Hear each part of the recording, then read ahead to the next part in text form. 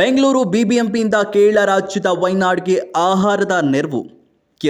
ಕೇರಳ ರಾಜ್ಯದ ವಯನಾಡ್ನಲ್ಲಿ ನಡೆದ ಭೂಕುಸಿತ ದುರಂತದ ಹಿನ್ನೆಲೆಯಲ್ಲಿ ಅಲ್ಲಿರುವ ಸಂತ್ರಸ್ತರಿಗೆ ಬೆಂಗಳೂರು ಬಿಬಿಎಂಪಿ ನೌಕರರ ಸಂಘದ ವತಿಯಿಂದ ಸುಮಾರು 10 ಟನ್ನಷ್ಟು ದಿನಸಿ ಸಾಮಗ್ರಿಗಳು ಹಾಗೂ ಹಾಸಿಗೆ, ದಿಂಬು ಮತ್ತು ದಿನನಿತ್ಯದ ಅವಶ್ಯಕತೆಯ ವಸ್ತುಗಳನ್ನು 2 ಟ್ರಕ್ ಮುಖಾಂತರ ಕೇರಳ ರಾಜ್ಯದ ವಯನಾಡ್ಗೆ ಕಳುಹಿಸಿಕೊಡಲಾಯಿತು. ಇನ್ನು ಇದಕ್ಕೆ ಬಿಬಿಎಂಪಿ ಕಮಿಷನರ್ ಆಗಿರುವಂತಹ ತುಷಾರ್ ಗಿರ್ನಾಥ್ ಮತ್ತು ಬಿಬಿಎಂಪಿ ನೌಕರ ಸಂಘದ ಅಧ್ಯಕ್ಷರಾಗಿರುವಂತಹ ಅಮೃತ್ ರಾಜ್ ಹಸಿರು ಬಾವುಟ ಆರಿಸುವ ಮೂಲಕ ಚಾಲನೆ ನೀಡಿದರು.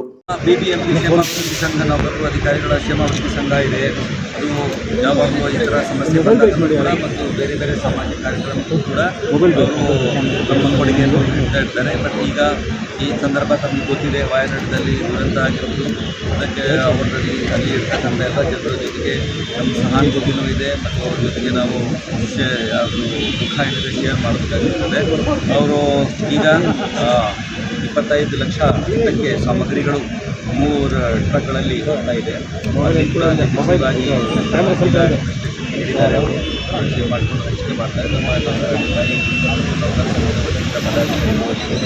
ಮಾಡಿ ಆಗಿ ಬರ್ತಾ ಇದೆ. ಸಣ್ಣ ಕೊಡುಗೆ ಕರ್ನಾಟಕದಿಂದ ಇನ್ನೂ ಬೇರೆ ಬೇರೆ ನಮ್ಮ ಅಧಿಕಾರಿಗಳ ಸಂಬಳದಿಂದ